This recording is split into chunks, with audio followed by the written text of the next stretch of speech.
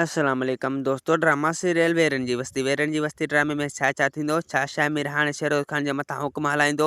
Soda हाणे पंहिंजी दोस्त साले जो प्लान कंदो शेरोज खान खां। रेस बिजार खान शेरोज खान जो साथ ॾींदो। शाह मुराद पंहिंजे घर वेंदो। ज़हर अली ठीक थी वापस ईंदो। दोस्तों तव्हांखे सॼी कहाणी ऐं अपडेट इन नंढड़ी ऐं छोटी वीडियो में ॾियण वारो आहियां। दोस्तों वीडियो खे आख़िर ताईं ॾिसंदा मुंहिंजे यूट्यूब चैनल अमीर जमल खे लाज़मी सब्सक्राइब कंदा। दोस्तों सब्सक्राइब करण सां को अवाज बैलेंस न करंदो, काफ़ी असांजी हौसला अफ़जाई थींदी ऐं तव्हांखे बि वधीक वीडियो ॾिसण वटां मिलंदा। दोस्तों तव्हांजो टाइम वेस्ट कोन पिया करायूं, हलूं था पंहिंजे कहाणी ऐं अपडेट जी तरफ़। दोस्तों हाणे तव्हां ॾिसो शामिर जेको आहे शेरोज खान जे मथां ज़ुल्म कंदो, मतिलबु त शेरोज खान खे हाणे पंहिंजो नौकर कंदो ऐं उनखे चवंदो अगरि जेकॾहिं तूं मुंहिंजो चवण न कंदे त पोइ मां बि तोखे पिणे वांगुरु मारे ऐं तुंहिंजो लाश उछलाए छॾींदुसि। शेरोज खान चवंदो शामिर मां तुंहिंजे अॻियां को बि कोन झुकंदुसि, सॻो मां हिन ॾुखनि खां आज़ादु थियां पोइ तोखे अहिड़ो सबक़ु सेखारींदुसि जो तूं यादि कंदे ऐं तोखां बाबा जो बि प्लान वठंदुसि। ऐं ॿिए पासे दोस्तों हाणे तव्हां ॾिसो शामिर जेको आहे शामराज खे चवंदो त हाणे तूं आज़ादु आहीं, हाणे तूं पंहिंजे घर वञी सघीं थो या तूं साइण मेहरू जी क़बर ते वञी सघीं थो। खे चवंदा शामिर इहे तुंहिंजा लख थोरा आहिनि, इहे थोरा असां कॾहिं बि लाहे कोन सघंदासीं। अगरि जेकॾहिं तूं खान बहादुर खे न मारी हा त पोइ असां सॼी उमिरि हिते क़ैद हुजूं हा। खान बहादुर मुंहिंजी शादी बि शेरोज खान सां कराए छॾे हा। इहो तो भलो कमु कयो ऐं इहो तो असांजे मथां थोरो कयो। शामिर चवंदा त जानरो की इहो मूं तव्हांजे मथां थोरो नाहे कयो, इहो मूं पंहिंजे पीउ जो प्लान कयो आहे। ऐं ॿिए पासे दोस्तों हाणे तव्हां ॾिसंदो सोडा खे जेको आहे साले जूं ॻाल्हियूं यादि ईंदियूं ऐं पोइ हू वेही सोचींदो त मां हाणे साले जो प्लान ज़रूरु कंदुसि। अगरि जेकॾहिं मूं उन जो प्लान न कयो त पोइ हू क़बर में मूंखे माफ़ कोन कंदो। ऐं ॿिए पासे दोस्तों हाणे तव्हां ॾिसंदो त बिजार खान जेको आहे शेरोज खान खे चवंदो त मुंहिंजो तालुक तो वारे पीउ सां हो, तोसां न। भले तोखे उकी हू मारे छॾनि, बहरहाल मां तुंहिंजो साथ कॾहिं बि न ॾींदुसि। शेरोज खान चवंदो बिजार खान तूं हाणे ईअं मूंसां धोखो न कर, छो तूं बाबा जो दोस्त हुएं। जेकॾहिं तो मूंसां धोखो कयो त बाबा तोखे कॾहिं बि माफ़ न कंदो।